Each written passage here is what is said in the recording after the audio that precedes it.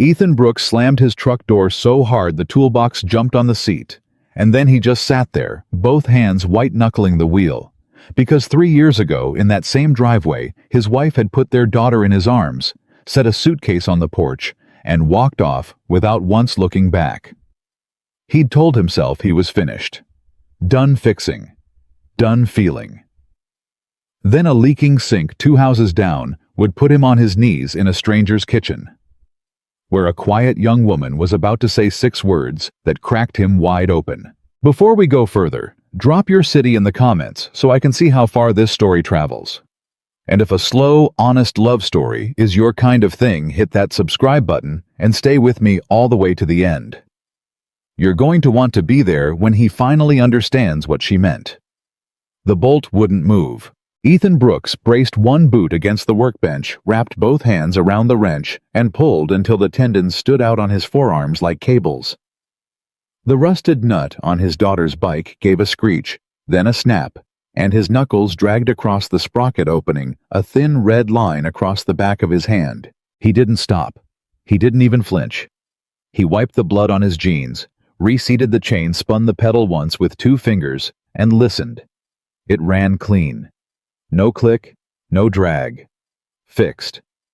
6:15 in the morning, and Ethan had already repaired the one thing in his life he actually knew how to repair. "Dad," a small voice from the doorway. "You're bleeding." "It's nothing, Lily." "It's not nothing. It's blood. Blood's just the body doing its job." He crouched down to her level, held up the bike by the handlebars, and gave it a little shake. "Chain's good now. No more slipping when you go up Miller's Hill." Lily was 7.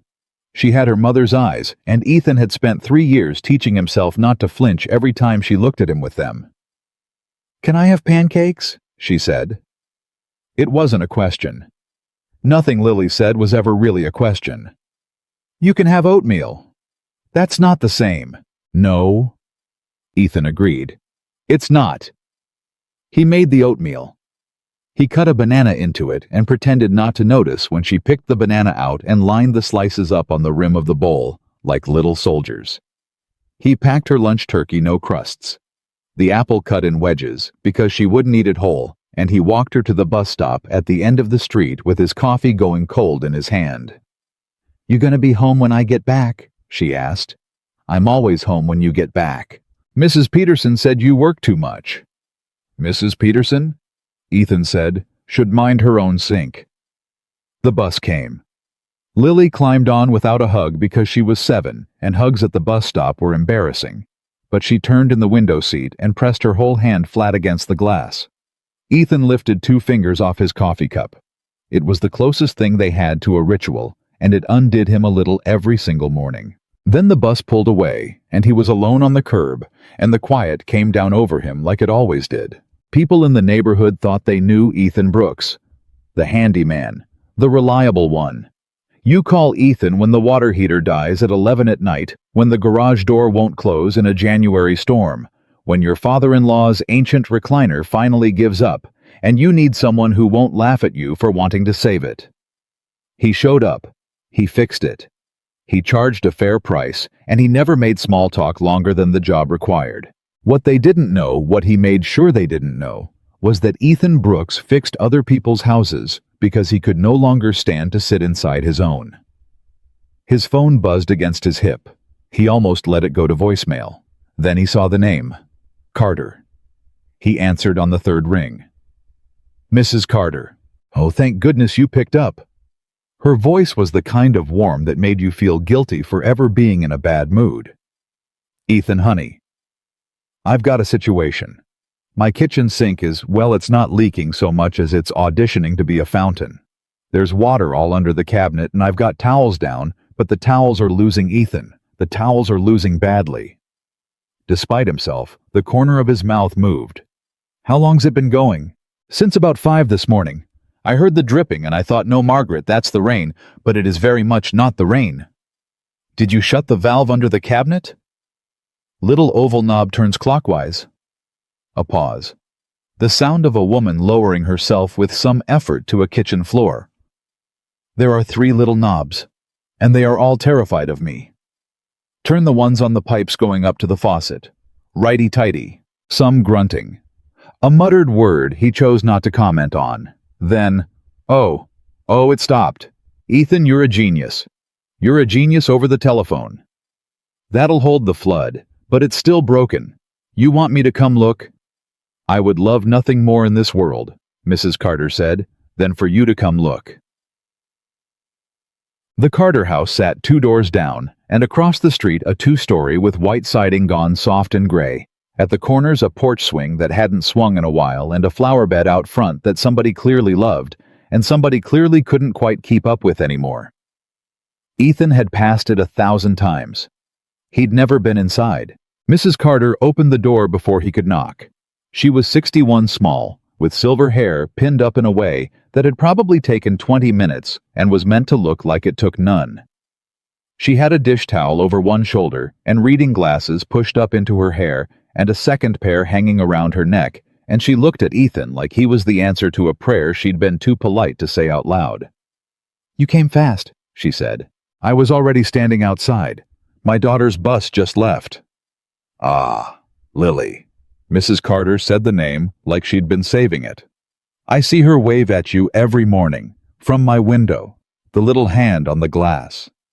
She pressed her own hand briefly to her chest. "It gets me every time. Come in before I embarrass us both on the porch." Ethan wiped his boots and stepped inside, toolbox in hand, and something in his chest went quiet and strange. He couldn't have told you what it was. The house wasn't fancy, but there were photographs on every wall, not the staged kind, the real kind. A man in an apron laughing, flower on his nose. A little girl in a Halloween cape. The same little girl grown up holding a paintbrush, squinting at something off camera. A wedding photo gone amber with age. There was a smell of coffee and cinnamon and old wood. And the whole place had the particular warmth of a home where people had been loved for a long time. And somebody had made sure you could still feel it in the walls. Ethan's own house had white walls. He'd never gotten around to putting anything on them. He'd told himself it was because he was busy. "Sink's this way," Mrs. Carter said, and led him into the kitchen. The cabinet under the sink was open towels shoved in a soggy heap, a bucket doing what it could. Ethan set his toolbox down, crouched, and put his head into the cabinet. "Give me a second to see what she's got going on. Take all the seconds you need. Can I get you coffee? I have coffee. I always have coffee. It's a sickness." "I'm all right." "You say that like men who are not all right always say it," Mrs. Carter said, and set a mug down next to him anyway. "Cream's in it. You look like a cream man." Ethan looked at the mug. He was, in fact, a cream man. He didn't ask how she knew. He got to work. It was the shut-off valve on the hot side. The old rubber washer had finally gone hardened and cracked with age, and the compression nut behind it had a hairline split that was weeping every time the line pressurized. Simple enough. $10 part 20 minutes of labor. He could have done it in his sleep.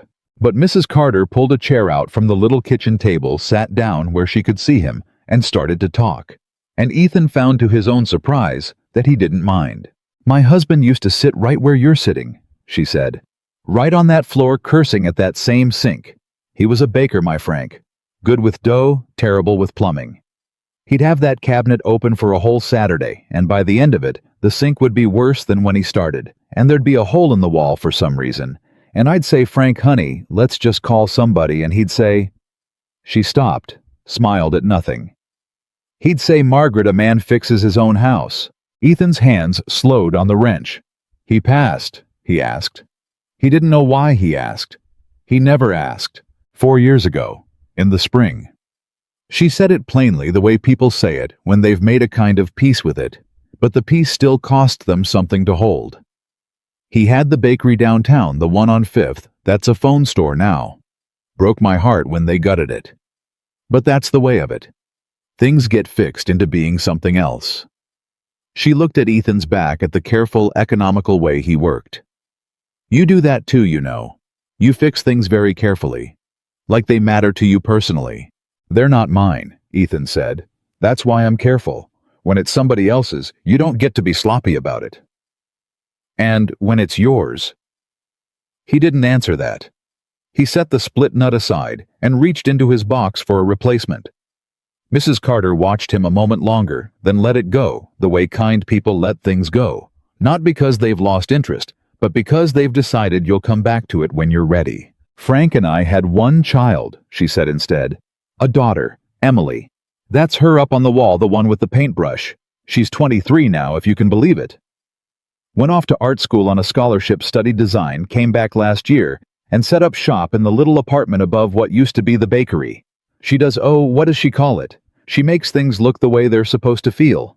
Rooms, storefronts, book covers. She fixed up a diner over in Ridgeway, and now people drive 40 minutes just to eat there because the light hits the tables right.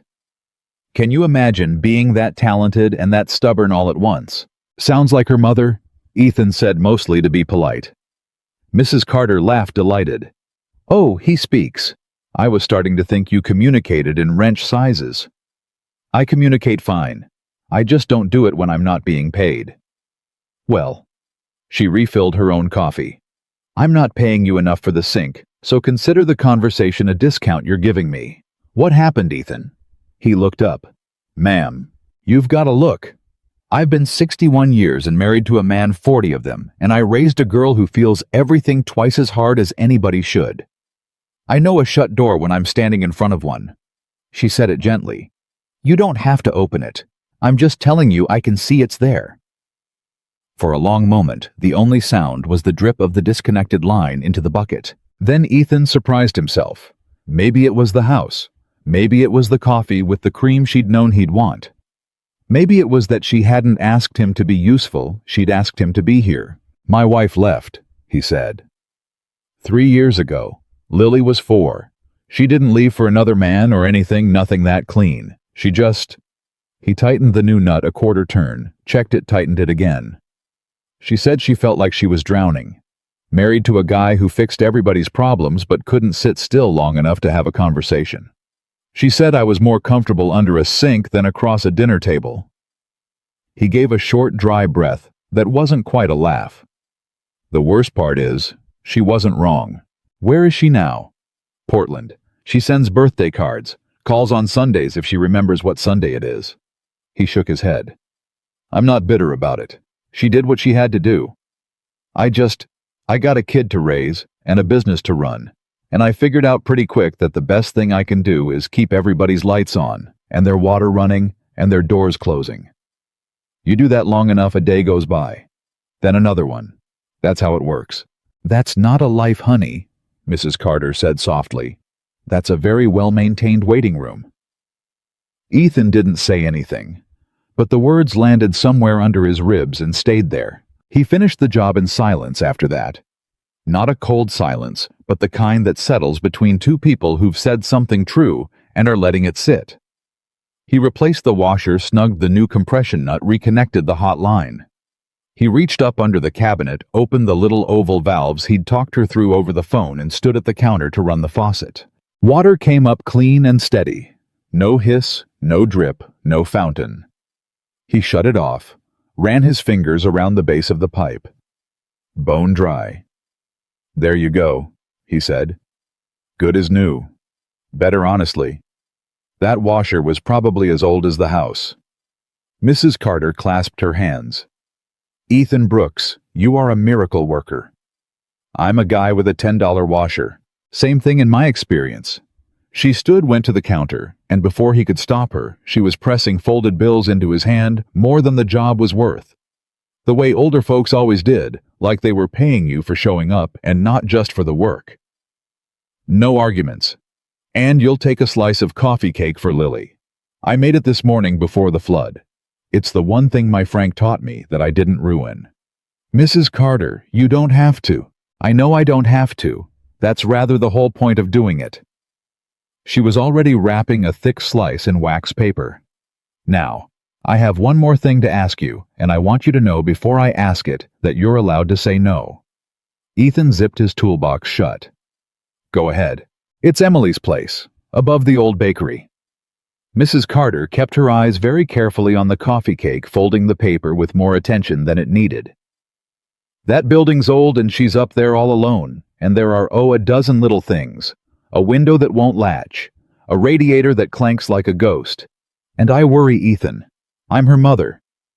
I'm supposed to worry, but a young woman living over an empty storefront and me 2 miles across town, and not a soul over there who knows a wrench from a rolling pin. She finally looked up. I'd sleep better if somebody I trusted just went and looked things over. Somebody careful, somebody who doesn't get sloppy when it's somebody else's. Ethan stood there in the warm kitchen, with the coffee cake in one hand and the folded bills in the other, and every instinct he'd built over 3 years told him to say what he always said. I'm pretty booked. I'll see if I can fit it in. Have her call the office. He looked at the wall of photographs. The little girl with the cape. The grown woman with the paintbrush squinting at some light only she could see. He thought about a very well-maintained waiting room. I've got jobs lined up through the week, he heard himself say. But I could swing by Thursday afternoon. Take a look. No charge for the looking. Mrs. Carter smiled, and it was not, Ethan would think much later, the smile of a woman who'd been surprised. It was the smile of a woman whose plan had just clicked shut as smooth and clean as a new washer seated in an old valve. Thursday, she said, pressing the coffee cake into his hands. That's perfect. I'll let her know a good man is coming. Ethan carried the cake and the money out to his truck and set them on the passenger seat where the toolbox usually rode. He climbed in, put the key in the ignition, and then for the second time that morning, he just sat there, both hands on the wheel. He didn't know why his heart was doing what it was doing. Nothing had happened. He'd fixed a sink. He'd said more than he meant to say to a kind old woman. He'd agreed to look at a window latch. That was all. He glanced across the street at the Carter house at the porch swing that hadn't swung at the flower bed. Somebody couldn't quite keep up with anymore. And then, without deciding to, he glanced 2 miles east toward downtown, toward 5th Street, toward an apartment above a bakery that wasn't a bakery anymore, where a young woman he'd never met was at that very moment probably squinting at some light only she could see. Ethan Brooks started the truck. For the first time in 3 years, he was driving toward Thursday instead of just getting through Wednesday. He didn't understand yet what that meant. He would. Thursday came the way Thursdays always came for Ethan Brooks, too slow at the start, and then all at once. He'd told himself it was just another lookover. A window latch. A clanking radiator. 40 minutes tops, and he'd be back in the truck by 4 to grab Lily off the bus. But at 3:15 that afternoon, sitting outside the old bakery on 5th Street, with the engine ticking as it cooled, Ethan realized he'd changed his shirt before coming. He noticed it the way you notice a splinter after the fact, when it's already under the skin. The gray one. The one without the paint stain on the cuff. He looked down at himself and felt something hot climb the back of his neck. It's a window latch, he said out loud to no one. You put on a clean shirt to fix a window latch. He grabbed his toolbox and got out before he could think about it any harder. The door to the upstairs apartment was around the side, a narrow staircase up the back of the building, and Ethan climbed it 2 steps at a time, because moving fast was the only thing that ever quieted him down. At the top, there was a landing and a single door painted a deep, warm blue. Not a builder's blue. Not a color you'd find on a shelf at the hardware store. Somebody had mixed that color. Somebody had cared what it looked like. He knocked. Nothing. He waited. Knocked again, harder. The door opened, and Ethan Brooks forgot for just a second what he was there to do. She wasn't what he'd built in his head. He hadn't even known he'd built anything until the real thing knocked it down. Emily Carter stood in the doorway with a pencil tucked behind one ear and a smudge of charcoal along the edge of her jaw, wearing an oversized man's flannel with the sleeves rolled to the elbow, and she looked at him with a stillness that was almost unsettling, like she wasn't seeing a handyman at all, but reading a page she'd already turned to. You're the man who fixes things, she said, not a question.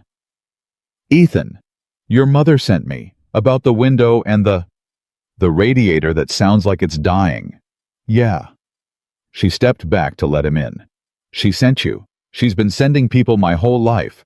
Last month it was a dentist she swore was single. Come in. 3:19 in the afternoon. He stepped inside and the same thing happened to him that had happened in Mrs. Carter's kitchen, only sharper. The apartment was small, and it was alive. There were canvases leaned 3 deep against the walls, jars of brushes on every flat surface, swatches of fabric pinned up in rows so somebody could see how the light moved across them through the day. It smelled like turpentine and coffee and something warm underneath. And it was, he understood immediately, the exact opposite of his own white-walled waiting room of a house. "You can put the box down anywhere that isn't wet paint," Emily said, "which narrows it down." Ethan set the toolbox on a bare patch of floor. "Where's the window?" "Straight to it. No small talk." She almost smiled. "My mother said you'd be like that." "Your mother said a lot of things, apparently." "She talks. It's her cardio."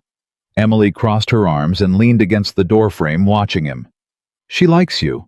That's rare. She thought the dentist was a con man within 10 minutes. Ethan found the window on the far wall, the sash painted half shut by decades of careless brushwork. The latch itself so caked over it wouldn't turn. Easy. He crouched, opened his box, and pulled out a utility knife to score the paint seam. "You always do that?" Emily asked. "Do what?" "Get down and start before you even know how bad it is. You didn't look at it, you just went straight to your knees and started cutting." Ethan's hand paused on the blade. 322. "It's a painted shut latch. I've seen 1,000 of them." "So you already knew, before you walked in?" She tilted her head. "That must be nice, knowing what's wrong before you get there." He didn't have anything to say to that, so he cut the paint seam clean and worked the latch free, and it turned with a satisfying little snap, and he told himself the small pull in his chest was just the good feeling of a thing coming loose. "There," he said. "Latch is good. Now the sash." He set his shoulder low against the frame and pushed, and the window shrieked up its track 2 inches, then stuck. He pushed harder. It gave another inch. "Somebody painted this shut with the window open, half in, half out. That's why it fights you." "That's very poetic," Emily said. "Being painted shut halfway. It's just bad painting." "Sure." She pushed off the doorframe and came close enough now that he was aware of her, the way you're aware of a change in the weather. She didn't help. She didn't hover. She just stood a few feet back with her arms crossed and watched him and Ethan, who had worked in 1,000 kitchens and basements and back rooms, with people talking over him, or ignoring him, or watching game shows in the next room, had never in his life felt so thoroughly seen while doing something so ordinary. "You're staring," he said, not unkindly. "I'm studying," she said. "There's a difference. Staring is what you do when you want something. Studying is what you do when you want to understand something." A beat. "You do it too. To the window. You've been studying it since you walked in." He got the sash unstuck, ran it up and down its full travel twice, to be sure, then reached into his box for a candle stub to wax the tracks. His hands knew the work. His mind was somewhere it hadn't been in 3 years. 331. The window ran smooth. He latched it. Unlatched. It latched it again. Done. "Window's fixed," he said, standing. "Where's this radiator?" Emily led him down the short hall, and as they walked, she said over her shoulder in a voice that had gone quieter, "My dad used to say fixing things is how some men say the words they can't say out loud." Ethan stopped in the hallway. "Your dad," he said. "Frank." She turned surprised. "You knew his name." "Your mother told me. This morning. Well, Thursday. Tuesday." He rubbed the back of his neck. "She told me about the bakery, on 5th. That it's a phone store now." Something moved across Emily's face, a fast, complicated thing there and gone. "She told a stranger about the bakery." "I don't think she thinks of me as a stranger. I think she thinks of me as a project." And for the first time, Emily laughed a real one low and surprised out of her, and it changed her whole face. 3:34 in the afternoon, and Ethan Brooks felt that laugh land somewhere he'd bricked over a long time ago. "That's exactly what you are," Emily said. "You should run, genuinely. Once she's got a project she doesn't let go." "I fixed her sink. I'm not signing anything." "You put on a clean shirt to fix a window." Ethan froze. Emily's eyes flicked deliberate and slow to the cuff of his gray shirt, the one without the paint stain and back up to his face. And she didn't smile this time. She just held his eyes, letting him understand that she noticed things, all things that noticing was what she did with the whole of herself, and that he had walked into her home already, a little bit found out. "The radiator's in the bedroom," she said, and turned and left him standing there in the hall with his ears burning. He'd known men who talked too much, and men who talked too little, and he'd always figured himself the second kind and been proud of it. But standing in that hallway, Ethan understood there was a third kind of person, entirely the kind who barely talked at all, and still managed to say the one thing that took the floor out from under you. He followed her into the bedroom, and the radiator was under the window. An old cast iron thing gone the color of dried blood, and it was as promised, clanking a slow, arrhythmic knock. Knock, knock, knock, like something trapped in the pipes trying to get out. "Trapped air," Ethan said, glad for something to hold on to. "And probably water sitting in the return where it shouldn't. Steam's trying to move and the water's in its way. That's the knock. I can bleed it. You can hear all that from across the room. I can hear all that from the truck." He knelt at the valve, pulled a small square key from his box, and fitted it to the bleeder. "You want to stand back a little. Sometimes it spits." She didn't stand back. Of course she didn't. She sat down on the edge of the unmade bed, a few feet away, pulled one knee up, wrapped her arms around it, and watched him with that same still total attention. 3:41. He cracked the valve. It hissed a long, angry hiss of trapped steam, and then went quiet, and then spat a little brown water into the rag he'd laid down, and then the pipe warmed evenly under his palm, and the knocking stopped. The silence after was enormous. "It stopped," Emily said softly. "It stopped. I've been listening to that sound for 4 months, every night.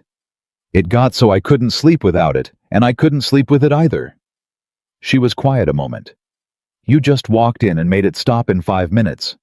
That's the job." "No." She shook her head slowly. "That's not the job. The job is the window. Anybody with a knife can do the window." She looked at him.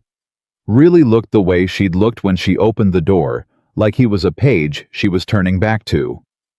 "You listen. You knew what was wrong from the sound. Most people don't listen to what's wrong. They wait for it to get loud enough to be a crisis, and then they call somebody like you. But you hear it early, when it's still just a knock." Ethan didn't move. His hands were still on the warm pipe. 3:43 in the afternoon. "It's just steam heat," he said, and it came out rougher than he meant it. "Okay," Emily said in a way that meant she knew it wasn't just steam heat, and she was going to let him have it anyway. He packed up the bleeder key. He was aware suddenly and acutely that the 2 jobs were done.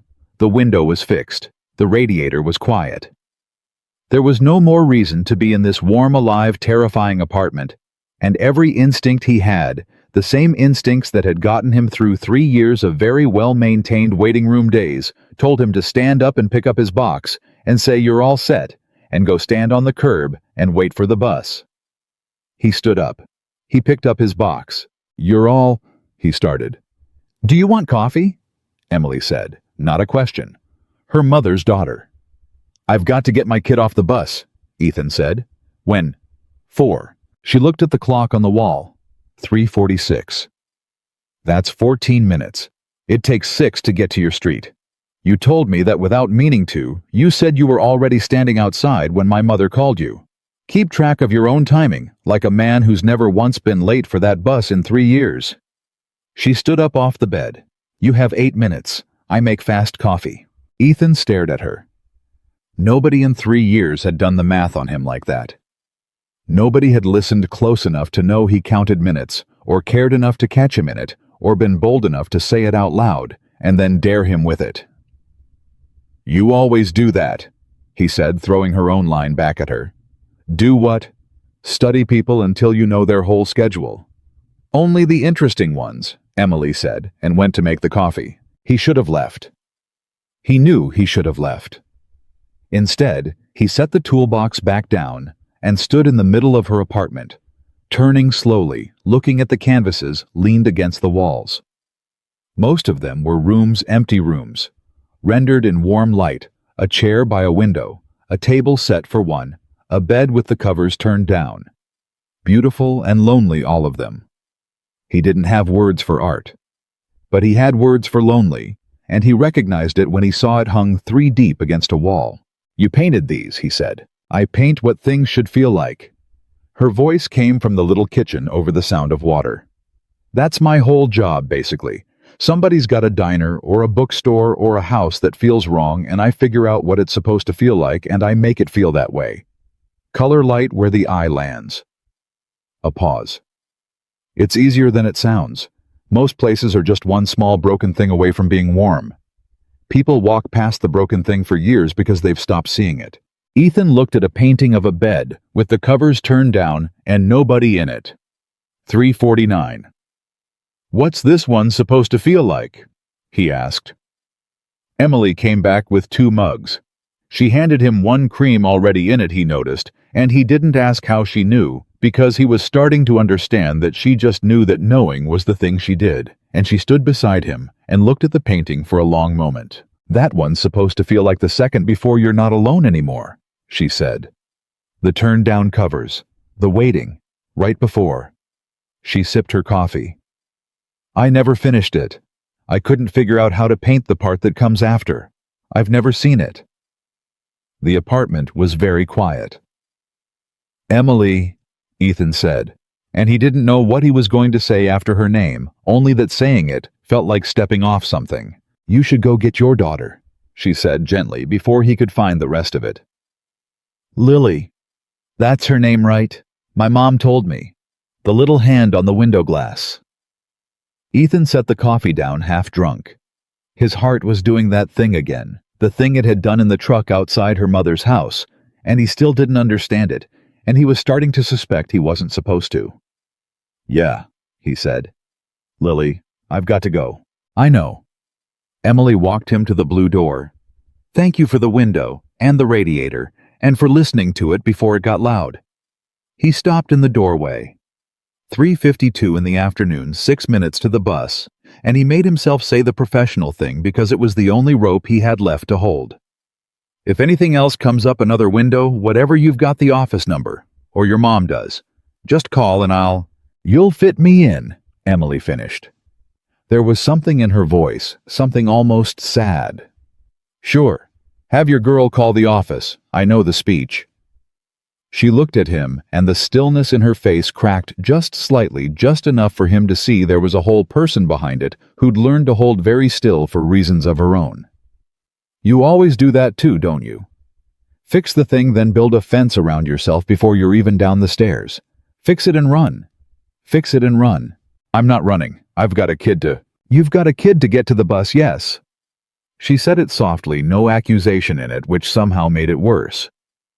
"But you were running before you had her. My mom told me about your wife. Portland. Sunday calls." Emily's voice dropped, and the next thing she said carefully, the way you set down something you're afraid to break. "You fix everything you touch, Ethan Brooks. Windows, radiators, sinks, bikes, everybody's broken little things. But you never stay anywhere long enough to be fixed yourself." Ethan stood absolutely still. For 3 years, he had been the one who arrived. The one who assessed, the one who knew what was wrong before he got there. For 3 years, he had been on the outside of the problem, kneeling in front of it, with a wrench in control of it above it. And in one quiet sentence, said by a girl of 23 with charcoal on her jaw, who he'd known for exactly 34 minutes, the problem had reached up and grabbed him. He felt it in his throat first. The thing he never let get loud. "I've got to go," he said. And his voice wasn't steady, and they both heard it. "Go get Lily," Emily said. And then as he turned to the stairs, she added so quietly he almost missed it. "The bed's broken too, by the way." Ethan stopped halfway down the first step. "What?" "The bed." She was leaning in the blue doorframe, arms crossed, watching him with that same total stillness. "The frame. It cracked a couple weeks ago. I've been sleeping on the mattress on the floor. I didn't mention it because you were already leaving and it seemed like a lot to ask." A pause. "But it's broken. If you ever come back, my bed is broken too. And there it was. 6 words, said light. Said almost like a joke, except that nothing about the way she said them was a joke. Ethan stood on the staircase with his toolbox in his hand and his heart hammering, and Lily's bus 4 minutes out, and he felt the whole careful architecture of his life shift half an inch on its foundation. He didn't say yes. He didn't say no. He said, I've got to think about my schedule. And he went down the stairs fast, the way he did everything fast. And he made it to the truck and made it to Lily's street with 90 seconds to spare. And he stood on the curb with his heart still going and lifted 2 fingers off his coffee cup when the bus rolled up, and Lily pressed her hand flat to the glass, and for once, he barely saw it. Dad? Lily climbed down the bus steps, backpack sliding off one shoulder. You look weird. I look fine. You look weird. Like Mrs. Peterson's cat when it sees the vacuum. That's a very specific look, Lily. It's the look you have. She took his hand, which she almost never did anymore, and squinted up at him. Did something break? 4:02 in the afternoon. Ethan looked down at his daughter, his wife's eyes in her face, the whole of his life in her small hand. And he thought about a young woman leaning in a blue doorway saying, My bed is broken too. And he thought about a painting of turned-down covers with nobody in it. And he thought about the part that comes after that she'd never seen and couldn't paint. No, he told his daughter. Nothing broke. But that night after Lily was asleep, Ethan Brooks sat at his own kitchen table in his own white-walled house, and he could not stop thinking about the one thing Emily Carter had said that he hadn't been able to answer. You never stay anywhere long enough to be fixed yourself. He got up. He walked through his house, the house he'd lived in for 3 years without hanging a single thing on the walls. White in the living room. White in the hall. White in Lily's room, except for the drawings she'd taped up herself crooked at the height of a child. He stood in the middle of it and understood for the first time that he hadn't been too busy to decorate. He'd been keeping the walls blank on purpose. A house you don't finish is a house you can leave. A life you don't hang anything on is a life that can't fall and break. His phone was in his hand before he decided to pick it up. He didn't call Emily. He didn't have her number, she'd never given it to him. He realized she'd only given him the 6 words and let him walk away with them. He called Mrs. Carter. She picked up on the second ring at 9:40 at night, sounding not the least bit surprised. Ethan, how lovely. Did the window behave? Window's fine. Radiator too. It was trapped air like I figured. You called at 9:40 to tell me it was trapped air. Ethan closed his eyes. No, Mrs. Carter agreed warmly. I didn't think so. There was a silence on the line, and Ethan stood in his blank white kitchen and made himself say it. Your daughter said something to me, before I left. Emily says a lot of things. It's a family trait. She said... He stopped, started again.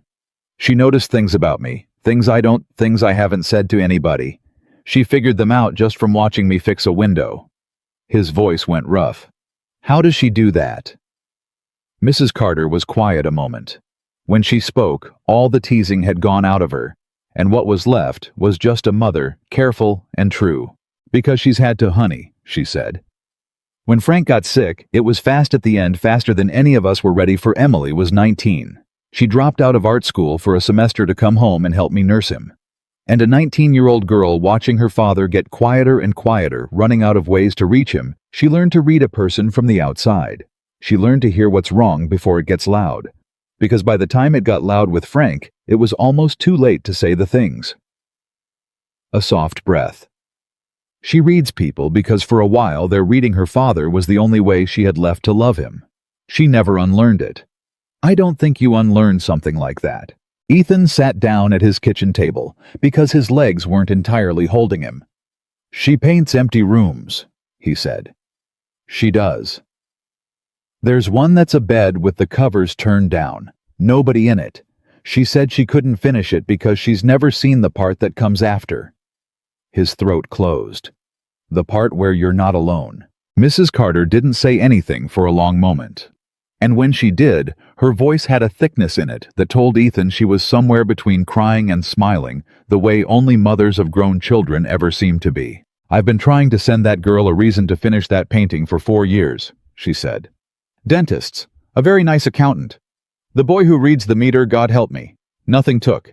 She'd meet them and go still and polite, and I'd know within the hour it was no." A pause. "You fixed my sink 3 days ago, Ethan. And she called me last night. She never calls me 2 nights running, and she didn't say much. You know how she is. But right before she hung up, she said, 'Mom, the handyman.' Just that. 'Mom, the handyman.' And then she was quiet for a long time on the phone. And Ethan, honey, that quiet, I've been waiting 4 years to hear that particular quiet out of my daughter." Ethan sat in the dark of his blank kitchen with the phone pressed hard to his ear. "I don't know how to do this," he said. It was the truest thing he'd said out loud in 3 years. "I fixed everybody's stuff so I wouldn't have to be the one sitting across the table. Emily's right about me. I fix it and I run. That's the whole thing I am, Mrs. Carter. That's all there is." "That is not all there is," Mrs. Carter said. And now there was steel in the warmth. The steel of a woman who had buried a husband and kept a household and raised a wounded girl into someone who could quiet a room with her stillness. "You want to know how I know? Because a man who was only a fixer would have hung the window latch and left and never thought about it again. He would not be calling a 61-year-old widow at 9:40 at night with his voice shaking, asking how her daughter got so good at seeing people." She let that sit. "You're not calling about the radiator, Ethan. You've never once been calling about the radiator. So the only question I have for you is a simple one, and you can take all the time you need to answer it, but I think you already know." "What's the question?" Ethan said. "Are you going to come fix that broken bed?" Mrs. Carter said gently. "Or are you going to run one more time and spend the rest of your life in that empty house you never hung a single picture in?" Ethan Brooks sat very still. 10:04 at night. Down the hall his daughter breathed slow and even in her sleep, under drawings taped crooked at a child's height, the only color in the whole White House. He thought about the bolt on Lily's bike that wouldn't move, and how he'd braced his boot and pulled until his knuckles bled, rather than let one small broken thing stay broken. He thought about a girl who'd learned to read the dying, because it was the last language of love she had left. He thought about the part that comes after, that nobody had ever shown her that she couldn't paint because she'd never seen it. "How'd you know I never hung any pictures?" he said. "You've never been in my house." "I didn't," Mrs. Carter said. "You just told me. That's how it works, honey. That's how she does it too. People tell you everything if you're quiet enough to let them." A pause, and he could hear the smile come back into her voice, the smile of a woman whose plan had clicked shut clean as a new washer in an old valve. So, the bed. Saturday. "She's home Saturdays, and Ethan, wear whatever shirt you want. She already noticed the clean one. There's no putting that back." Ethan let out a breath that was half a laugh and half something he hadn't let out in 3 years. "Saturday," he said. "Saturday." Mrs. Carter agreed, and there was a whole lifetime of quiet triumph in the single word. "Get some sleep, honey." And Ethan the coffee cake. "Did Lily like it?" Ethan looked over at the counter where the wax paper sat empty and folded. "She ate the whole slice, and then she cried when there wasn't more." "Good?" Mrs. Carter said, warm and certain and final. "That's exactly what's supposed to happen. Good night, Ethan." She hung up. Ethan sat alone at his kitchen table for a long time after that, in a white-walled house with nothing on the walls, holding a phone gone dark. And for the first time in 3 years, he did not get up to fix anything. He just sat with the ache of it, the strange, unfamiliar, terrifying ache of wanting something he could not repair with a wrench. Down the hall, Lily turned over in her sleep and said something soft and meaningless the way children do. And 2 miles east over a bakery that wasn't a bakery anymore, a young woman lay on a mattress on the floor beside a broken bed frame, wide awake, listening to the silence where the radiators knock. Used to be the silence a stranger had walked in and made in 5 minutes without even being asked, and she stared up at an unfinished painting of turned-down covers and let herself just barely. Just for tonight, imagine the part that comes after. Ethan finally stood. He rinsed his coffee mug. He turned off the kitchen light. And on his way down the hall to bed, he stopped in front of one of the blank white walls. The big one, the one across from the front door. The first thing anybody would see coming in. And he stood there and looked at all that emptiness he'd kept so carefully for 3 years. Then he reached up very slowly and pressed his flat palm against it. The way Lily pressed her hand to the bus window every morning. The way you touch a thing when you're finally ready to admit it's yours. He held his hand there a long moment in the dark. Then he went to bed, and for the first time in longer than he could remember, Ethan Brooks fell asleep, thinking not about a day to get through, but about a Saturday to get to. Saturday morning, 9:02. Ethan Brooks stood in front of his open closet and did the thing he'd sworn he wouldn't do. He looked at the shirts. "It's a bed frame," he told the closet. "You've fixed 40 bed frames." But he'd never fixed one for a woman who'd looked at his cuff and known his whole marriage from a clean sleeve. And he stood there long enough that Lily wandered in behind him in her pajamas, holding the plastic pony she'd slept with since she was 4. "Why are you staring at your clothes?" she said. "I'm not staring." "You're doing the vacuum cat face again." Lily climbed onto the edge of his unmade bed and studied him with her mother's eyes. "You did it yesterday too. And you keep looking at your phone and then putting it down without doing anything. Is it Mom?" Ethan turned around. "No, baby. It's not Mom." "Then who is it?" 9:05 in the morning, and Ethan Brooks realized he did not have an honest answer that a 7-year-old couldn't see straight through, so he gave her the truest one he had. "It's a job. A friend of Mrs. Carter's needs a bed fixed. The coffee cake lady. Her daughter." Lily considered this with the grave seriousness she brought to all important matters. "Is she nice?"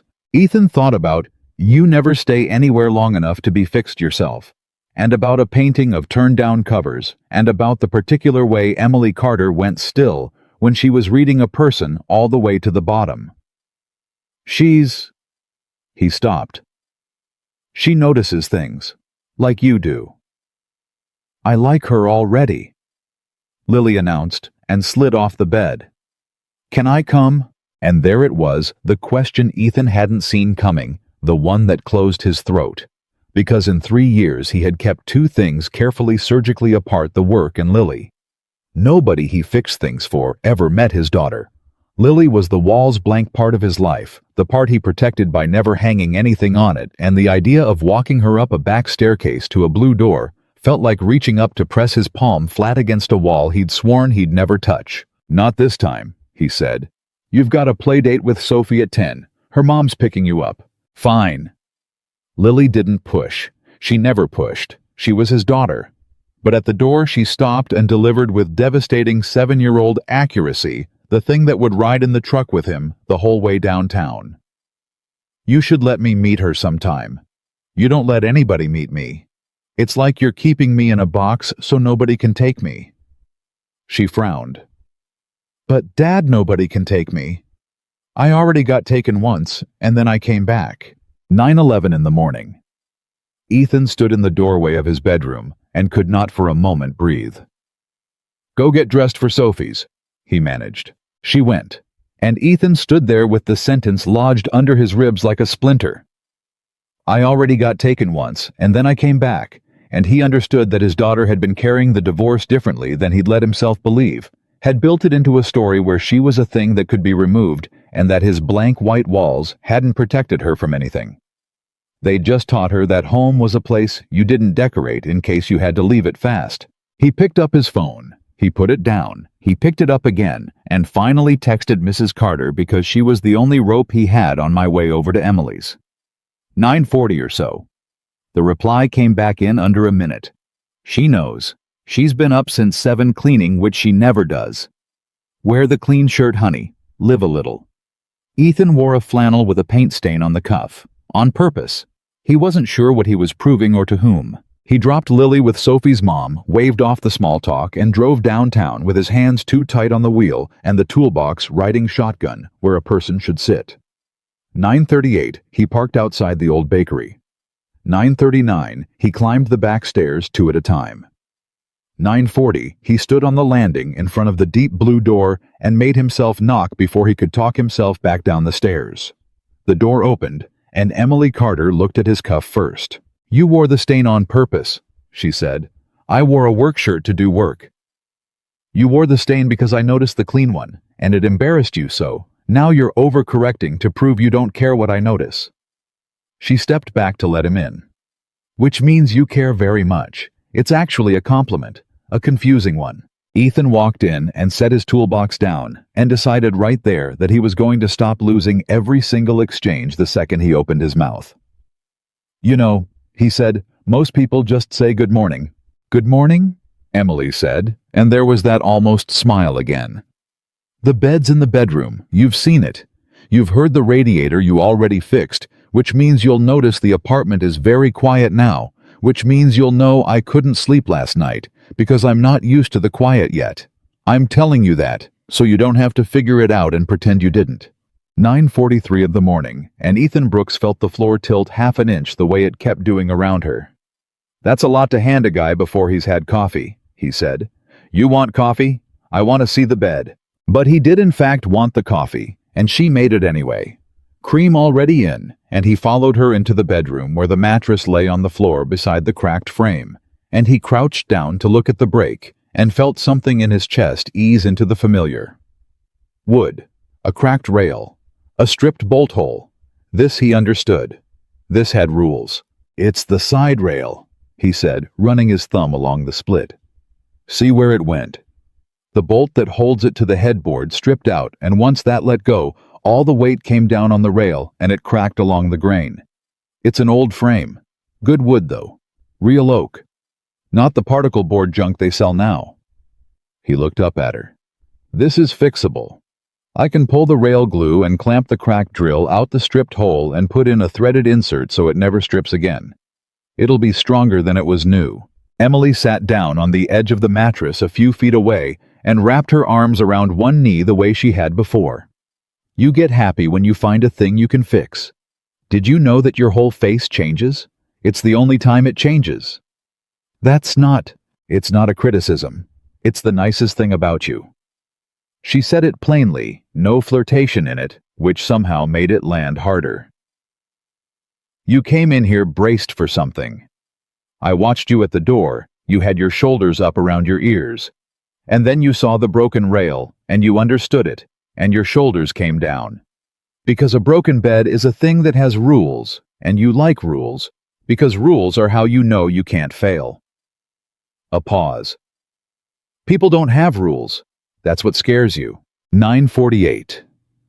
Ethan sat back on his heels and looked at her for a long moment.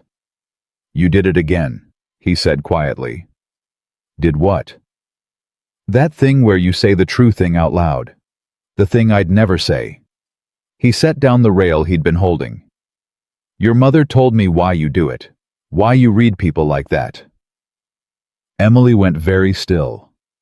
It was a different stillness than before, not the calm, watchful kind, a braced kind.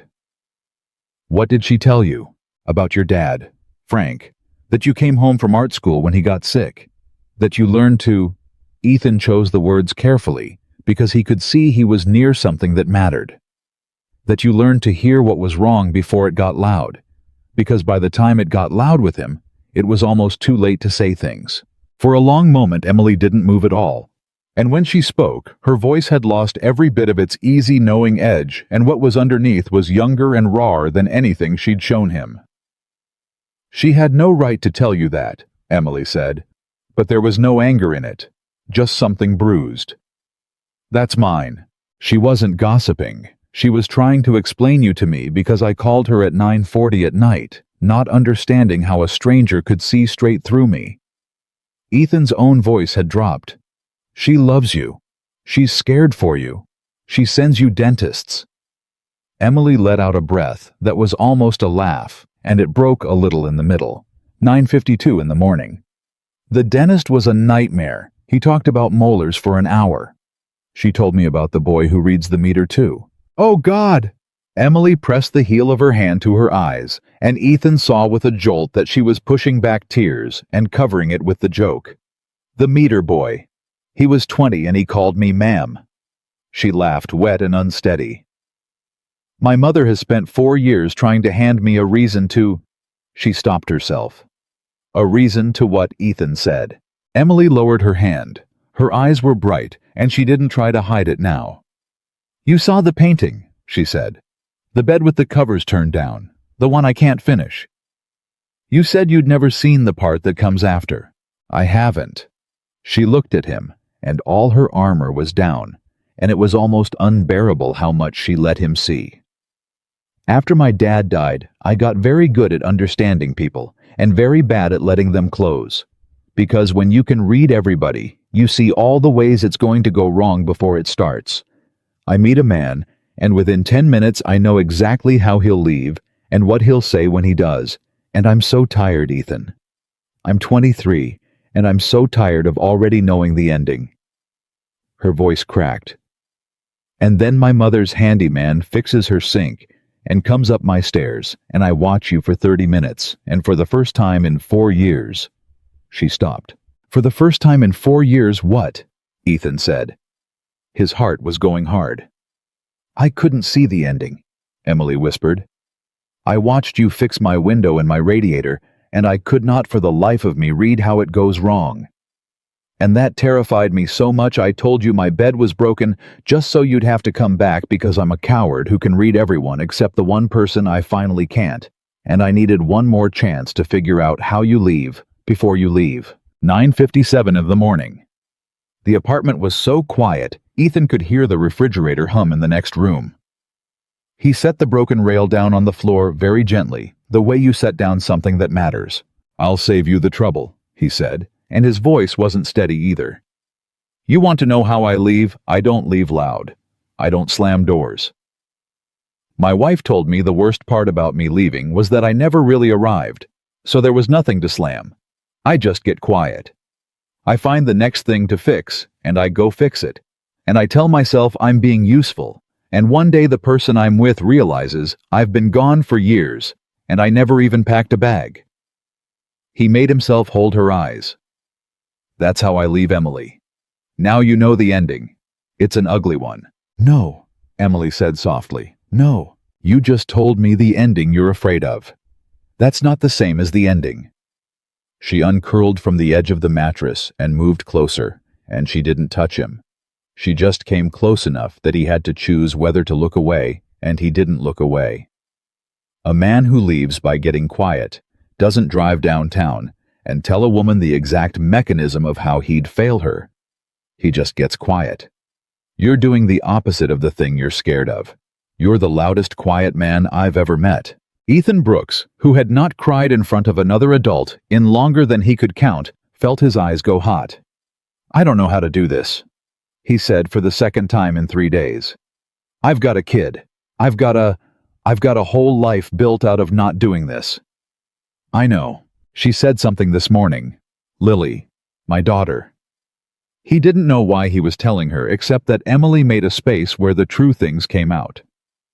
She said I keep her in a box so nobody can take her. And then she said nobody can take me. I already got taken once, and then I came back.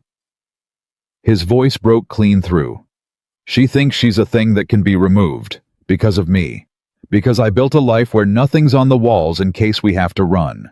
And Emily Carter did the thing then that no dentist or accountant or meter boy had ever gotten close enough to do. She reached out and put her hand flat against the center of Ethan's chest. Not a hug, not a caress, just a flat palm pressed over his sternum, the exact way he'd pressed his hand to the blank white wall 2 nights before. The exact way Lily pressed hers to the bus glass every morning, and she held it there. 10:02, she said quietly. In the morning, on a Saturday. I want you to remember this exact minute because I'm about to say something I've never said to anyone, and I need you to know I'm not reading you when I say it. I'm not doing the thing. I'm just telling you the truth blind with no idea how it ends. She pressed her palm a little firmer against his chest. I don't want to fix you, Ethan. That's your whole fear, isn't it? That I'm one more person who's going to try to repair you and give up when I can't. I don't want to fix you. There's nothing about you that's broken. There's just a man who's been holding his own hand flat against a wall for 3 years, afraid to hang anything on it. And all I've wanted since you walked in and made my radiator stop knocking, is to stand next to that wall, not fix it, just stand next to it. So you're not the only one holding it up anymore. Ethan Brooks put his hand over his own heart, and he held it there, and something inside him that had been clenched shut for 3 years came loose all at once. Not with a snap, but the way a rusted bolt finally turns after you've braced your boot and pulled until your knuckles bled slow, and then suddenly, and then free. He didn't kiss her. It wasn't that kind of minute. He just held her hand against his chest and let her feel his heart doing the thing it had been doing since her mother's driveway, and he said the only true thing left in him. I don't know how this ends. I know, Emily whispered. Isn't it wonderful? 10:04 in the morning. And for a long moment in a quiet apartment over a bakery that wasn't a bakery anymore. Two people who had each gotten very, very good at knowing how things end stood together, not knowing, and let it be the best thing that had happened to either of them in years. Then, because he was Ethan Brooks, and because his hands needed something to do with all the feeling that had nowhere else to go, he pulled back and cleared his throat and said in a voice gone thick, I should the bed. I should fix the bed. That's what I came to do. And Emily laughed, really laughed, the tears spilling over now, but the laugh underneath them bright and unguarded, and wiped her face with the heel of her hand and said, Yeah, okay. Fix the bed. You loud, quiet, impossible man. Fix the bed. He fixed the bed. He worked for 2 hours, and Emily didn't leave. She sat cross-legged on the floor a few feet away and watched him. The way she watched everything, and this time he let himself be watched. And every so often he'd explain what he was doing. The threaded insert, the way the clamp had to sit overnight before the glue cured. And she'd ask a question that was really about something else, and he'd answer it, and they both knew. He pulled the cracked rail. He worked wood glue deep into the split with a thin blade and clamped it tight. He drilled out the stripped bolt hole and tapped in a brass insert so the bolt would bite metal instead of tired old wood. 10:50, 11:20, 11:50. And while the glue set under its clamps, they sat on the floor of her bedroom with their backs against the wall and drank a second cup of coffee, and Emily told him about her father, the real Frank, not the sick one. The one who dusted flour off his hands and danced her mother around the bakery kitchen after closing, the one who taught Emily that a room should feel like something. And Ethan told her about the marriage, the whole of it, the drowning his wife had described, and the way he still didn't fully understand it, and the way he was starting to. Can I ask you something? Emily said at 12:06. You're going to anyway. Why'd you say no when Lily asked to come today? Ethan set his mug down.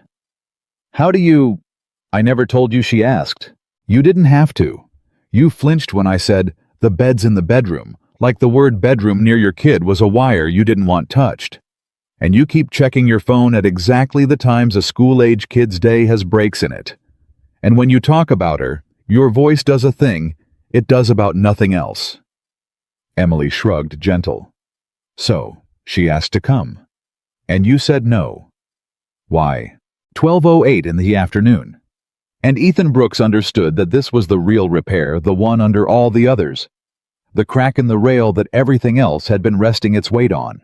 Because if she meets you, he said slowly, then you're real. Then this is a thing that's happening in my actual life, in the part with her in it, and if it goes wrong... His jaw worked. She's already got a story where she's a thing that can be taken and brought back. I can't hand her another person who leaves. I can survive it. She's 7. She'll build her whole life around it. He looked at Emily, and there was no armor left on either of them now. So I keep her in the box, not to protect her from being taken, to protect her from watching me get quiet and disappear one more time in front of somebody she started to love. The clamps ticked as the glue cured. Somewhere below, a truck went by on 5th Street. Emily didn't say anything for a moment, and when she did, She didn't reach for his chest or his hand, or any of the moves a lesser woman would have made. She just looked at him with those still-seeing eyes, and she said the thing that would ride home in the truck with him, the thing that would still be sitting in his chest at 2 in the morning, the thing that took the last wall down. "Then don't introduce me as somebody you're dating," Emily said. "Introduce me as the lady whose bed you fixed. Low stakes, no promises. I'll be a person she met once. And if it goes wrong, I was just the coffee cake lady's daughter, and she'll never know she was supposed to be afraid." She held his eyes. "But Ethan, if it goes right, then someday a long time from now you get to tell her that the first time she ever saw me was the day her dad finally let somebody stand next to his wall. And she won't remember being scared. She'll just remember there was a nice lady. And then one day there was always a nice lady. And the walls started to have things on them." Emily's voice dropped to almost nothing. "You don't have to decide the ending to let her in the room. You just have to let her in the room." 12:14 in the afternoon. Ethan Brooks sat with his back against a young woman's bedroom wall, the glue curing on a bed he'd fixed, 3 years of blank white walls behind him, and something he couldn't name in front of him, and he heard himself say the words before he'd decided to the way all the true things came out around her. "There's a diner," he said, "over in Ridgeway. Lily loves it. She says the light hits the tables right." He watched Emily's face change. "You did that one, didn't you? Your mother said you fixed up a diner in Ridgeway and now people drive 40 minutes for it." Emily had gone very still. "I did that one. My daughter's favorite place in the world," Ethan said, "is a room you made feel like something." His voice broke on it. "She's been sitting in your work for a year and I never knew. She points at the window where the light comes in and she says, 'Dad, this is the good one.'" He shook his head slowly, undone by it. "So here's what we're going to do. Next Saturday. You, me, and Lily. At the good one. And I'm going to introduce you as the lady who fixed the bed. Low stakes, no promises." He held her eyes, and for the first time since his wife stood in that driveway 3 years ago, Ethan Brooks chose to hang something on the wall. And we'll see. Emily Carter, who could read every man alive who always knew the ending, who'd told him she was so tired of already knowing, looked at Ethan Brooks, and for the second time in 4 years could not see how it went. "Okay," she whispered. "The good one. Next Saturday." "Next Saturday," Ethan said. The clamps ticked. The glue held. And downstairs on 5th Street, the phone store sat where a bakery used to be, and 2 miles west. A little girl played at Sophie's house, not knowing her whole world had just quietly shifted half an inch onto a new foundation. And in a bright, alive apartment full of paintings of empty rooms, a man and a woman sat against a wall and did the bravest thing either of them had done in years. They let it stay unfinished. They let it stay open. They let it for once just be a beginning. The week between that Saturday and the next was the longest week of Ethan Brooks's life, and it went by in about 4 minutes. He knew that didn't make sense, but that was how it felt. Every hour he was working, and he took every job that came: the leaky trap over on Chestnut, the garage door for the Hendersons, the water heater that died at 11 at night for a family he'd never met, every hour dragged like a rail with a stripped bolt. And then he'd get home and put Lily to bed and sit at his kitchen table, and he'd text Emily one line and she'd text one back, and suddenly it was midnight and the whole evening had collapsed into nothing. Monday 9:40 at night he texted water heater. Tonight took 2 hours. Guy tried to pay me in Venmo and firewood. She wrote back, "Did you take the firewood? I took the firewood." Good. A man who takes firewood over money is a man who understands winter. And then a minute later, Lily know about Saturday. Yet.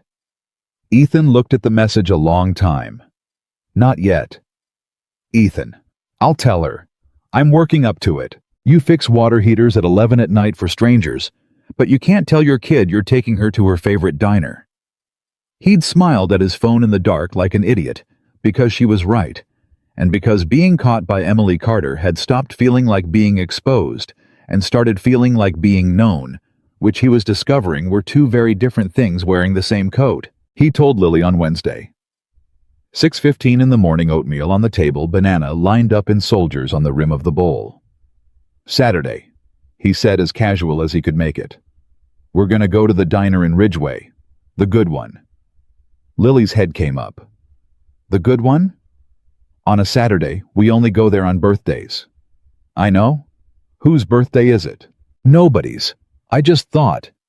Ethan turned back to the counter so she couldn't see his face do whatever it was about to do. The lady I fixed the bed for. Mrs. Carter's daughter. She's the one who made the diner feel the way it feels. The light on the tables, you like she did that. That's her job. So I thought we'd all go. So you could meet the person who made your favorite place. The silence behind him lasted long enough that he turned around.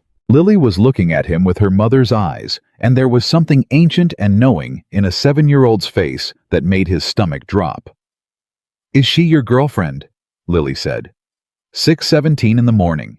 And Ethan Brooks, who had rehearsed low stakes, no promises.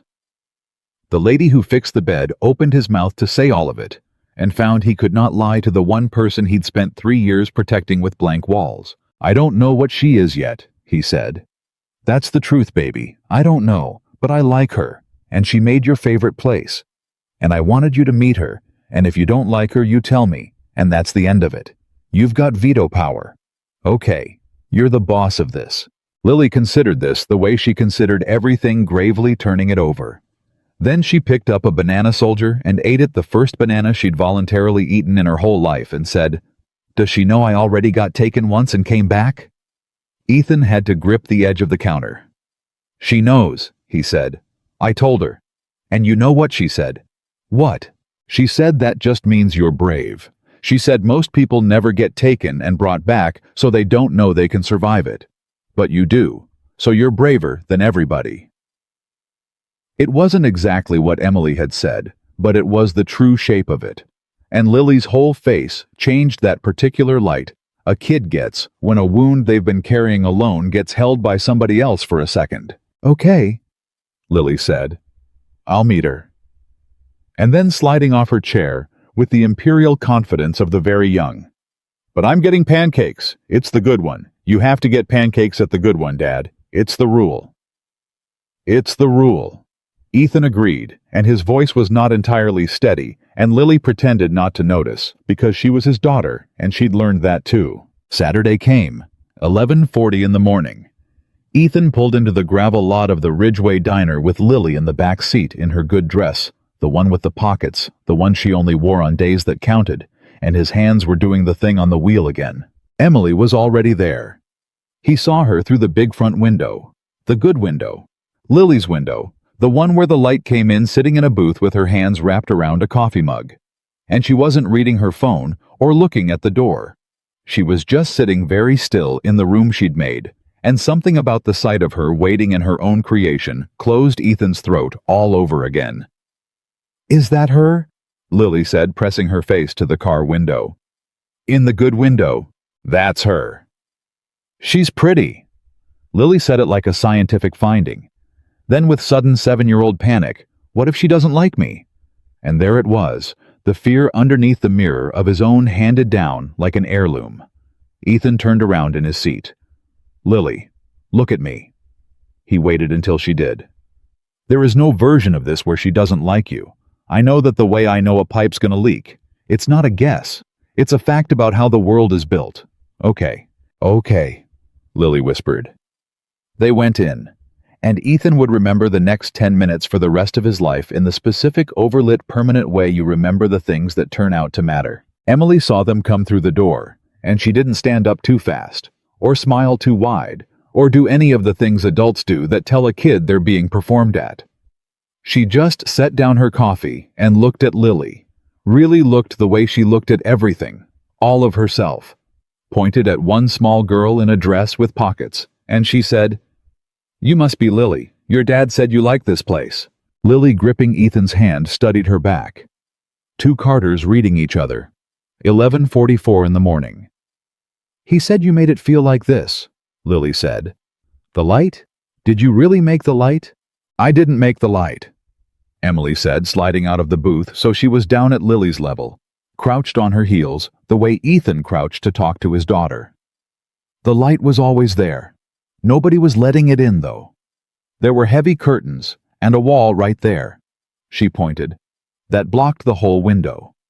So I took the curtains down, and I moved the wall, and the light came in on its own. It was always trying to get in. Somebody just had to stop blocking it. Lily looked at the window. Then she looked at Emily. Then she looked at her father, and something passed over her small face, some understanding a 7-year-old shouldn't have been able to reach, and Ethan felt the floor tilt. Somebody had to stop blocking it. Lily repeated slowly. That's right. My dad blocks things, Lily said. With walls. We don't have anything on our walls. They're all white. He says he's too busy, but Mrs. Peterson says he's... She screwed up her face, recalling emotionally unavailable, which I don't know what it means, but she said it on the phone. Lily, Ethan said. But Emily had started to laugh, that real one, the one that broke a little in the middle, and she put her hand out, and Lily, without being asked, took it, and the two of them stood there holding hands and laughing at him. And Ethan Brooks stood in the doorway of a diner his daughter loved. In the light, a woman he was falling for had let in being gently roasted by the two of them at once, and he thought, this is it. This is the thing. This is what the blank walls were keeping out. They ate. Lily got pancakes because it was the rule. Emily got pancakes too because Lily informed her it was the rule, and Ethan watched his daughter appoint this stranger into the rules of their small, closed world in the space of a single meal. Emily asked Lily about the plastic pony, and Lily explained at length the pony's entire backstory and grievances. Emily asked what Lily wanted to be, and Lily said, a person who fixes things like Dad, but also a veterinarian, but also maybe the person who decides what color things are. And Emily said, that last one's a real job, that's my job. And Lily's fork stopped halfway to her mouth. That's a job, Lily breathed. Deciding what color things are is a job. It's my whole job, Emily said. I'll show you sometime. I've got 100 paint chips, and you get to hold them up to the light and decide. Dad? Lily turned to Ethan, transformed radiant. Dad, she has 100 paint chips. 12:02 in the afternoon, and Ethan Brooks watched his daughter fall in love with the exact thing he'd fallen in love with.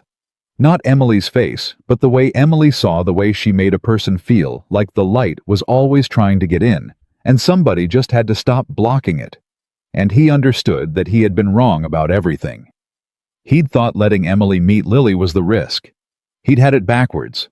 The risk had always been keeping them apart, keeping his daughter in a white room where nobody ever taught her that home was a thing you were allowed to decorate. And then, at 12:09, the thing happened that Ethan didn't see coming, the thing that would crack the whole day open. A woman stopped at their table. She was in her 50s, well-dressed, the kind of put-together that reads as money in a small town, and she looked at Emily with a warmth that turned a half-second later into something else when her eyes moved to Ethan and then to Lily. Emily Carter, the woman said. I thought that was you. I never got to thank you properly for the diner. My husband and I own the place. You know that we can't keep the tables empty since you worked your magic. Then brightly poisonously. And is this the family I didn't know you'd settled down? Your mother must be thrilled. The table went quiet. Ethan watched Emily's face, and for the first time since he'd met her, he watched her fail to read a room in time, watched the sentence land before she could get in front of it. And he watched something flicker across her eyes that he'd never seen there. Not stillness, not knowing, but a flash of raw exposed want, quickly covered. We're not... Emily started.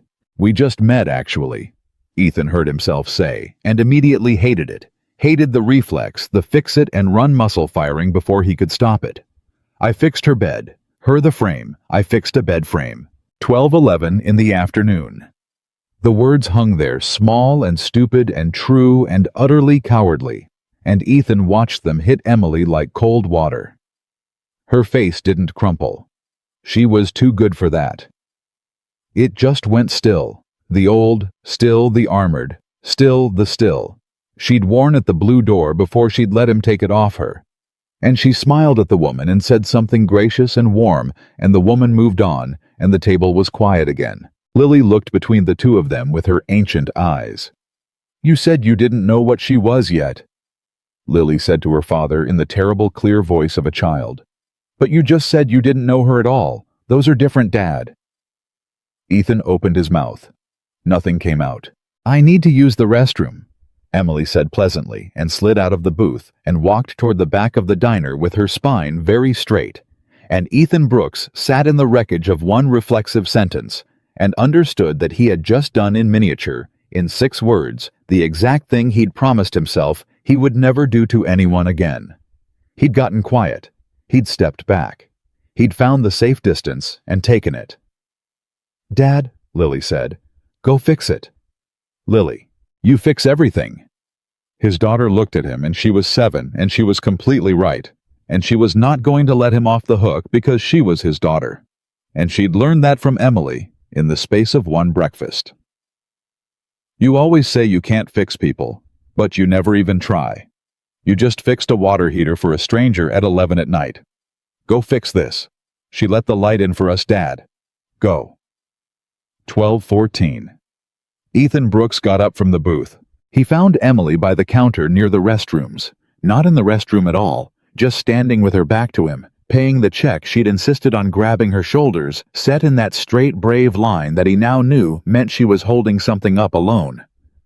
"Emily, you don't have to explain," she said, not turning around. "It's fine." It was the honest answer. "You did fix a bed frame. That's factually what happened." Her voice was light and even, and it was the most heartbreaking thing he'd ever heard, because he knew exactly how much work it took to make a voice sound like that. "I got ahead of myself. I brought a lot of feeling to a breakfast. That's on me. I read you wrong." "You didn't read me wrong." "I clearly did. You read me exactly right," Ethan said, and his voice came out rough enough that she finally turned around. "You read me perfectly. That's the whole problem. You read me so right that when that woman put us on the spot, I did the exact thing you told me I do. I got quiet. I found the safe distance and I took it.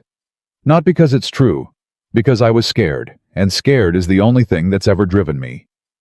12:16 in the afternoon.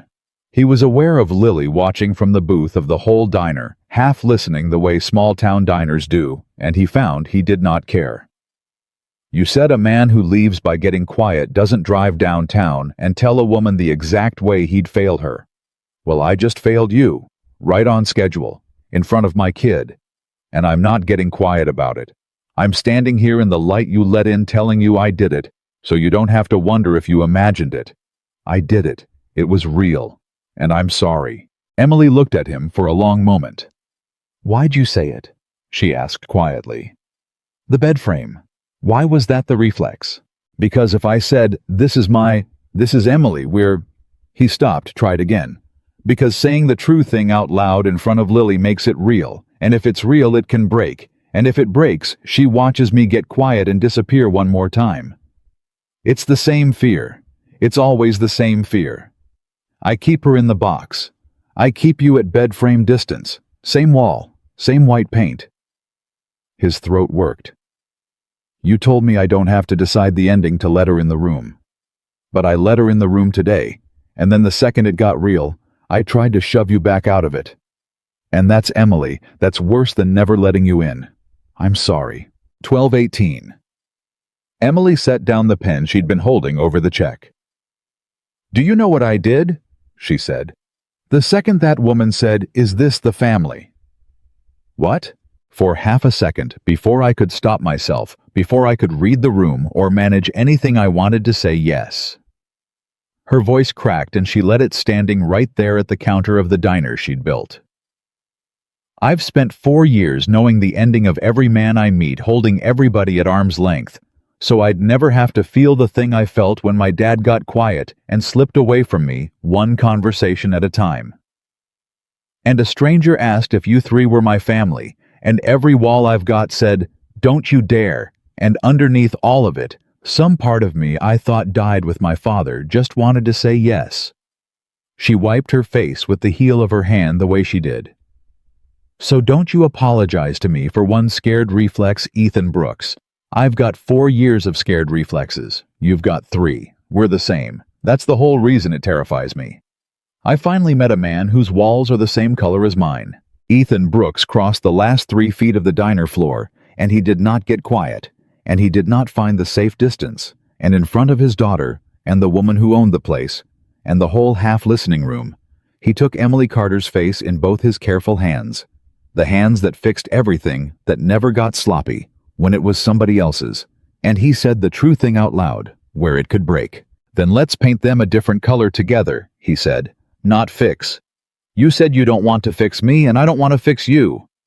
But we could stand next to each other's walls and hang something on them. Slow. No promises. But real. Out loud. In front of my kid who is currently watching us and who told me to come fix this because she's smarter than both of us. His thumb moved against her cheek. Is this the family? That woman asked. And I said the coward thing. So let me say the other thing. Now the real one, the one I couldn't say 10 minutes ago. He took a breath. I don't know yet, but I want to find out.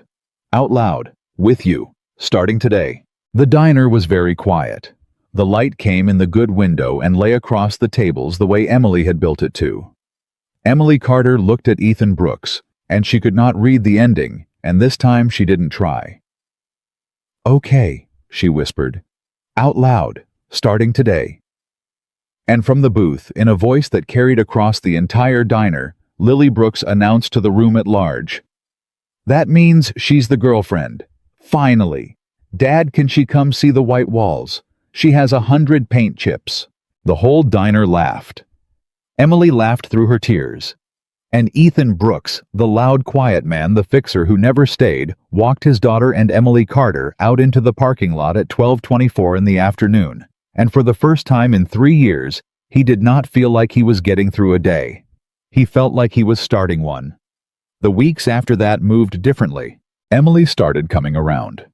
Not fast. They'd both promised slow, and they meant it. 2 people who knew exactly how badly things could go had no interest in flooring the gas. But she came around.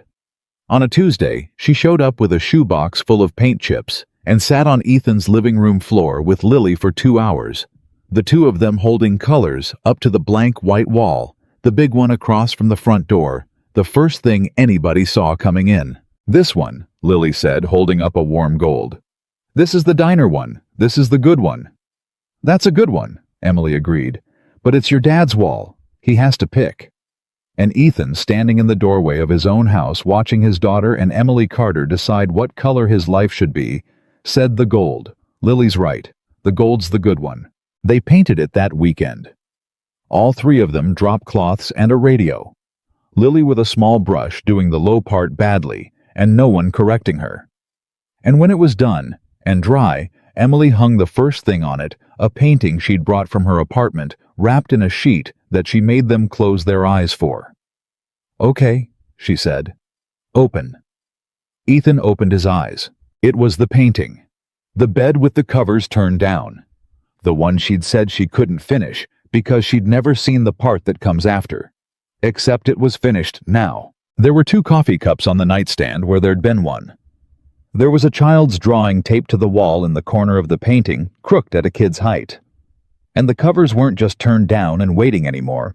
They were rumpled, lived in the covers of a bed that people actually slept in, that a family climbed into, that had a Saturday morning in it.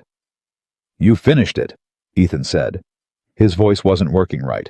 I saw the part that comes after, Emily said. I've been seeing it for a few weeks now. I just needed a wall brave enough to hang it on.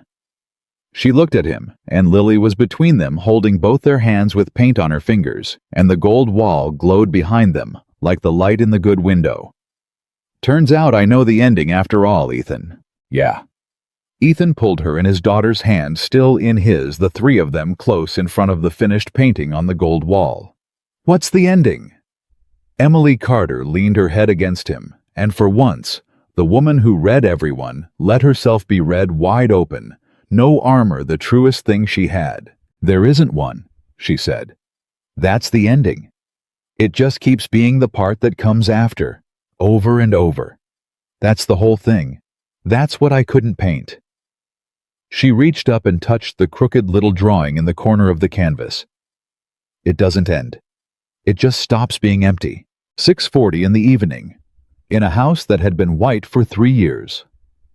On a wall that was finally gold, a finished painting hung where nothing had ever hung before, and 3 people who had each been taken and brought back in their own way stood in front of it in the last of the good light, and none of them said anything, because none of them needed to, because for the first time in a long time, for all 3 of them, the quiet in the room wasn't the quiet of someone leaving. It was the quiet of someone who had at last decided to stay. The gold wall changed everything, and it changed nothing, and both of those were true at the same time. It changed everything, because now there was a painting where there had been blankness, and once there was one painting, there was room for another, and by the end of that first month, there were 3 things hanging in Ethan Brooks's living room, and a photograph of the 3 of them on the mantel that Mrs. Carter had taken at the diner without any of them noticing. It changed nothing, because Ethan was still. Ethan still up at 6, still oatmeal and banana soldiers, still the man you called when your water heater died at 11 at night, and Emily was still. Emily still reading rooms, still going still when something mattered too much. But there was a difference now, and the difference was this: when the fear came, and it still came for both of them in the small hours in the reflexes, they didn't face it alone anymore.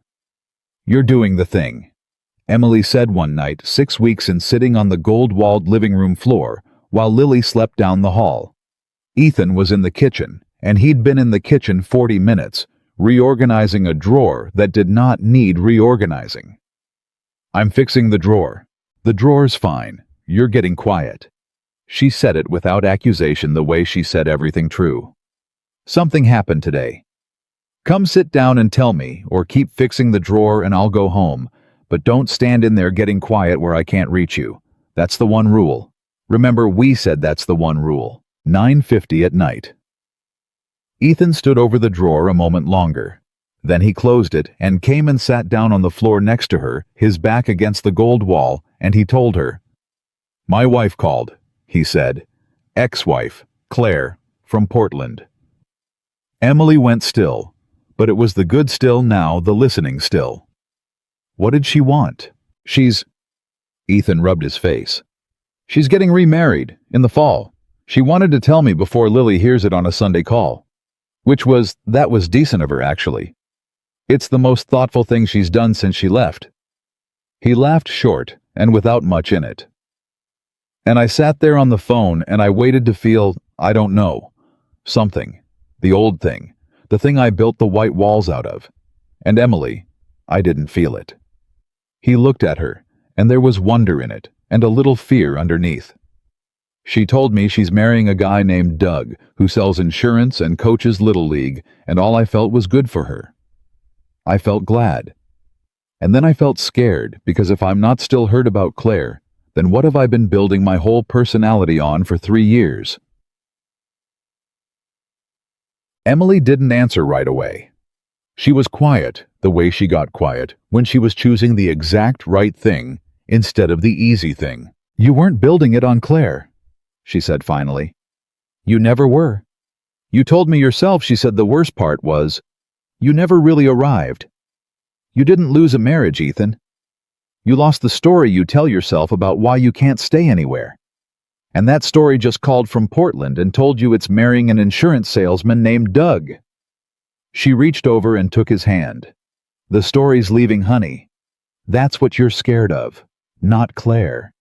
You're scared because the last excuse just walked out the door, and now there's nothing left standing between you and actually staying." 10:02 at night. Ethan Brooks looked at the woman holding his hand against a gold wall under a finished painting of a bed that people actually slept in, and he understood that she had just done it again, reached in and named the thing he'd have spent months not naming, and that this time it didn't feel like being caught. It felt like being kept. "How do you do that?" He said the same question he'd asked her mother on the phone at 9:40 on that first night a lifetime ago. "I told you. My dad." Emily's thumb moved over his knuckles. "I learned to hear what's wrong before it gets loud. I used to think it was a curse. 4 years I thought it was the thing that made me impossible to love. that no man wants a woman who can see the ending before the first date's over. She looked at him. But you're not scared of me seeing you. You never were. That first day when I told you that you never stay long enough to be fixed yourself, you didn't run. You called my mother at 9:40 at night with your voice shaking. You're the only person I've ever met who heard me read them and came closer. Because you didn't read me to win, Ethan said slowly, working it out as he said it. Everybody else who ever figured me out, they did it to get something. To fix me or to prove a point. Or to have a reason to leave first. You read me, and then you just stood next to the wall. You said that. Day one. I just want to stand next to it so you're not the only one holding it up. You remember that. I remember every true thing you've ever said to me, Ethan said. It's a short list of people who've said true things to me. You're most of it. 10:09 at night, and Emily Carter, who could read everyone who'd been so tired of always knowing, leaned her head on Ethan Brooks's shoulder against the gold wall, and let herself for one more minute not know a single thing about how any of it would go. Down the hall, a door opened, small feet in the hallway. And then Lily appeared in the doorway in her pajamas, holding the plastic pony, her hair a disaster, her eyes half shut with sleep. I heard talking, she said. Is it a good talk or a bad talk? It's a good talk, Ethan said. Come here. Lily crossed the room and climbed into the space between them like it was the most natural thing in the world. Like there had always been a space there, shaped exactly like her, and she leaned back against the gold wall between the two adults and looked up at the finished painting. Mom's getting married, Lily said. The room went still. Ethan and Emily looked at each other over the top of Lily's head. 10:11 at night. How do you know that? Ethan said carefully. I'm not stupid, Dad. Lily yawned. You said Claire on the phone, and then you got the vacuum cat face, and then you reorganized the drawer, which is the thing you do when you're upset. Everybody knows that. She hugged the pony. And Mom told me herself on Sunday, about Doug. He has a dog. She sent a picture. The dog's named Biscuit. A pause. Are you sad? Ethan Brooks looked down at his daughter, who saw everything, who'd learned to read him the way Emily had learned to read her father. And he understood in one gut punch of a moment that he'd raised a child in a house of blank walls. And she had learned to read the emptiness anyway. Learned to watch for the vacuum cat face, and the reorganized drawer learned to monitor her father for signs of the quiet leaving. And he understood that the gold wall wasn't just for him. It was for her. It was so she'd never again have to learn to read a room by watching it empty out. No baby, he said, and he meant it all the way down. I'm not sad. I'm glad Mom's happy. Doug sounds nice. Biscuit sounds like a good dog. He put his arm around her. You want to know a secret? Yeah. For a long time I was scared that if Mom was happy without me, it meant I did everything wrong. But I didn't do everything wrong. I got you. And I got... He glanced at Emily. I got this. The gold wall. The painting. You holding paint chips up to the light. I got the part that comes after. He kissed the top of her head. So no, I'm not sad. I'm the opposite of sad. I just didn't have a word for it for 3 years, so my face made the vacuum cat thing while I figured it out. Lily giggled.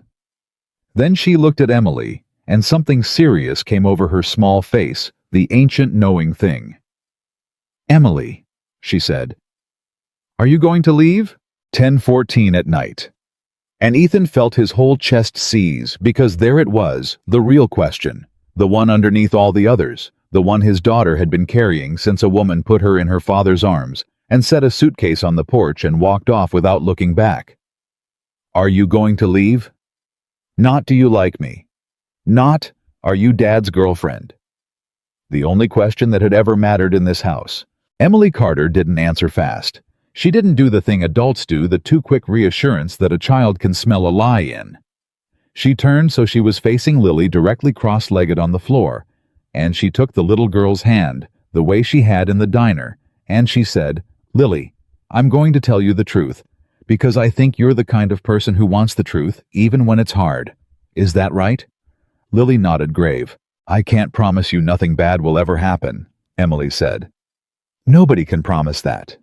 Your mom didn't leave because she was a bad person, or because she didn't love you. Sometimes people can't stay, and it's nobody's fault, and it still hurts. She squeezed Lily's hand. But I can promise you this. I'm not going to get quiet and disappear. If something's wrong, I'll say it out loud. That's the one rule in this house. Your dad and I made it. Nobody gets quiet and slips away. If I'm ever scared, I'll tell you I'm scared. If I'm ever sad, I'll tell you I'm sad. You'll never have to watch me for the vacuum cat face and try to figure it out by yourself. Because that's the thing that hurt you, isn't it? Not that your mom left, that you had to figure it out alone. Lily's chin trembled. 10:16 at night. And then the little girl did something that undid every adult in the room. She let go of the pony she'd slept with since she was 4. The pony she'd carried through the divorce and the blank walls and 3 years of Sunday calls. And she set it down on the floor and put both her arms around Emily Carter's neck and held on. Okay, Lily whispered into Emily's shoulder. That's the rule. Say it out loud. Say it out loud. Emily agreed, her own voice gone to pieces, holding the little girl who'd just handed her something far bigger than a hug. Ethan Brooks sat against the gold wall and watched his daughter, who'd learned to read an empty house, who'd built a story where she was a thing that could be taken, put her arms around a woman, and choose with her whole 7-year-old heart to believe in the part that comes after. And he thought about a leaking sink 2 doors down, and a clean shirt he'd worn without deciding to, and a broken bed frame, and 6 words said light in a blue doorway, and he understood that every single thing in his life had been leading him, without his knowing it, up a back staircase to exactly this floor. The months went by, and they went by the way good months do, fast in the living and slow in the remembering. Emily gave up her apartment above the old bakery in the spring. It wasn't a dramatic decision. It was a Tuesday. She'd been keeping 2 homes and living in one for a while, and one morning over coffee, she just said, I think I should give up the 5th Street place. And Ethan said, yeah. And that was the whole conversation, because they'd learned that the biggest things could be said the smallest way when you'd already built the trust underneath them. The day she moved out, Ethan went with her to clear the last of it. And in the empty bedroom on the wall where a broken bed frame used to sit there, was a mark on the floor where the mattress had lain. And Emily stood looking at it for a long moment. I slept on that floor for 2 months, she said, beside a broken bed. Because I didn't want to call anybody to fix it. Because calling somebody meant letting somebody in.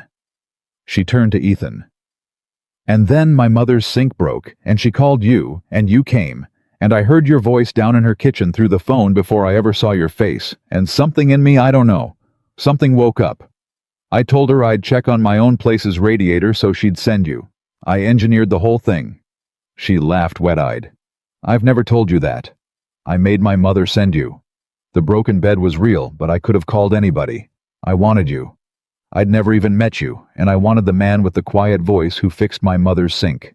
Ethan Brooks stood in the empty apartment where it all started and stared at her.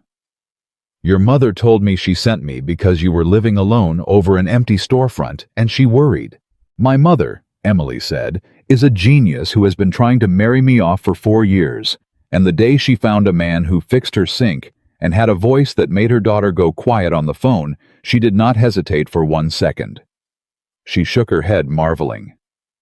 We were both engineered, Ethan, by a 61-year-old widow with a leaky sink and a plan. She played us both like a fiddle, and we never stood a chance. And Ethan Brooks started to laugh, really laugh the way he almost never had before. Emily, the way she'd taught him without trying. Because it was true. All of it. The whole thing. The sink, and the shirt, and the bed, and the diner. Every piece of it quietly arranged by a woman who made coffee cake and knew a shut door when she was standing in front of one. That night he called Mrs. Carter. Ethan, she said, warm as ever, not the least bit surprised the way she never was. How lovely. Is my daughter finally moved out of that drafty apartment? She told me, Ethan said, about the sink, that she made you send me, that the whole thing was that you two set it up. There was a pause on the line, and then Mrs. Carter laughed a low, delighted, entirely unrepentant laugh, the laugh of a woman whose plan had clicked shut months ago and who'd been waiting patiently for someone to finally notice. "Ethan, honey," she said, "I have buried a husband and raised a daughter who feels everything twice as hard as anybody should. And I have watched that girl hold the whole world at arm's length for 4 years because she was so afraid of losing someone the way she lost her father. And then one morning, my sink broke. My sink. Actually, honestly broke. I did not break it though. I confess I thought about it. And I called the one man in this town everybody says is reliable and careful and sad. And you walked into my kitchen, and I watched you fix my sink, like it mattered to you personally, and I thought—" Her voice thickened. "I thought, there he is. There's the one who can stand next to her wall." Ethan sat in his gold-walled living room with the phone pressed to his ear. "How'd you know?" he said. "You met me for 20 minutes. "Because you took the coffee with the cream in it," Mrs. Carter said simply. "You didn't ask how I knew you were a cream man. You just took it, and you looked surprised that somebody knew a thing about you without you having to say it. And I thought, that's a man who's been alone so long he's forgotten anybody could just know him." She let out a breath. "My Emily doesn't ask either. She just knows. I raised a girl who knows things about people, and I found a man who was starving to be known, and I put a slice of coffee cake in your hands and sent you up her stairs, and then I got out of the way. That's all I did, Ethan. I got out of the way and let 2 lonely people find out they were the same kind of lonely." 10:40 at night. Ethan Brooks wiped his eyes with the heel of his hand. Emily's gesture, he'd picked it up without noticing, and he said the thing he'd called to say. "Thank you," he said, "for breaking your sink." "I did not break my sink," Mrs. Carter said with enormous dignity. "The sink broke on its own, and I merely failed to be sad about it. There's a difference, and I'll take it to my grave." A pause, and then softer. "Take care of my girl Ethan, and that granddaughter you gave me. I've got photographs of Lily on my wall now, did she tell you? Right next to Emily's baby pictures, where they belong." Ethan Brooks could not speak for a moment. "They belong there," he finally managed. "Yes," Mrs. Carter said. "They do. Good night, honey. Come by Sunday. I'll make the coffee cake. Lily cried when there wasn't more you told me, and I have been thinking about that little girl's tears every day since, and I intend to do something about them." They got married in the fall. Not a big wedding, neither of them wanted big. It was in Mrs. Carter's backyard under the tree, with maybe 30 people, and Lily was the flower girl, and took the job with the crushing seriousness she brought to everything that mattered, and Mrs. Carter cried the entire time, and pretended it was allergies, and nobody believed her, and nobody said so. And when it came time for the vows, Ethan Brooks, who had spent 3 years unable to say a true thing out loud, who leaked words like a cracked compression nut, who'd built a whole life out of getting quiet, stood in front of everyone and did not get quiet. "The first time I met you," he said, holding both of Emily's hands, "I put on a clean shirt to fix a window, and I didn't even know why. And you noticed. You noticed the shirt before you noticed anything else about me, and it scared me half to death, because I'd spent 3 years making sure nobody looked close enough to notice anything." His voice was rough, but it didn't break because he'd learned how to hold a true thing without dropping it. "You told me I never stay anywhere long enough to be fixed myself, and you were right. But then you told me you didn't want to fix me.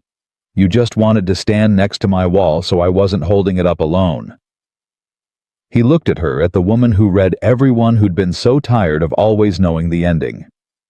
"So here's my vow, Emily. I'm not going to get quiet.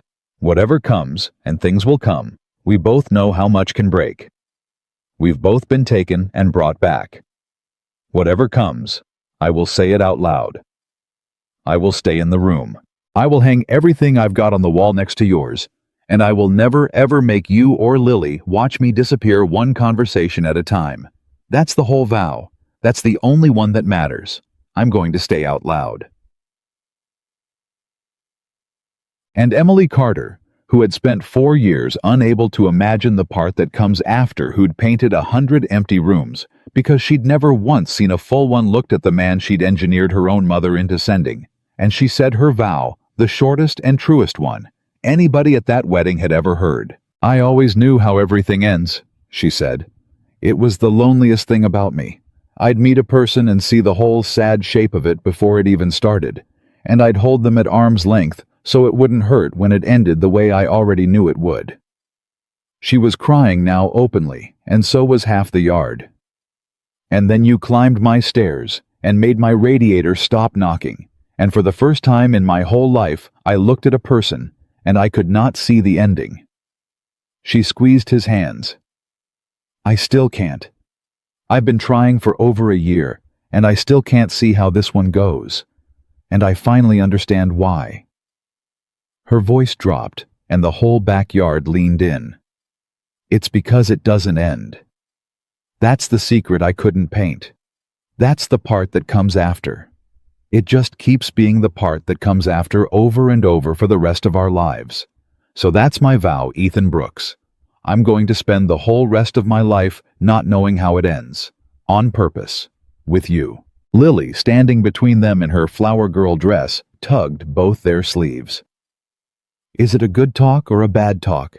she stage whispered to the entire backyard. "It's the best talk," Ethan said, and picked her up, and the three of them stood there together, and Mrs. Carter gave up entirely on the allergy story and sobbed into a handkerchief with unrestrained joy. That night, after everyone had gone home after Lily had fallen asleep in her flower girl dress on the couch and been carried to bed, Ethan and Emily stood in the living room, in front of the gold wall, in front of the finished painting of the bed that people actually sleep in, the one with 2 coffee cups, and the crooked child's drawing, and the rumpled lived-in covers. "Come here," Emily said, and took his hand and led him down the hall. The bed, their bed. Now, the same oak frame Ethan had fixed all those months ago in a lonely apartment over a bakery, the frame he'd glued and clamped and drilled and reinforced with a brass insert, so it would never strip out again. The frame that was stronger now than it had ever been new, sat solid and waiting in the room they shared. Emily sat down on the edge of it. She looked up at him, and there was a whole marriage in her eyes, a whole life, a whole part, that comes after, stretching out with no ending she could see. And she said it. The 6 words, the ones she'd said light and almost teasing in a blue doorway, on the first day, the ones that had cracked him wide open before he even understood he was breaking. "My bed is broken too," Emily whispered. But this time, Ethan Brooks didn't freeze. He didn't reach for a toolbox. He didn't go quiet and find the safe distance and take it. He looked at his wife sitting on the bed he'd made stronger than new in the house with the gold wall and the finished painting, and his daughter sleeping down the hall, and he understood all the way down at last what she had always meant. She had never meant the bed. Not once. Not on the first day, and not on this one. She'd meant the space between 2 lonely people who'd each been taken and brought back the space that had been broken in both of them for years, the space that neither a wrench nor a paintbrush could ever have fixed alone. It had never needed fixing. It had only ever needed someone to stay. Ethan Brooks crossed the room to his wife, and he did not fix a single thing, because for the first time in his entire life, there was nothing broken left to fix. He just sat down beside her on the bed he'd made whole in the home they'd made together, and he stayed. He stayed. And that was the whole ending, and it was the kind that never ends.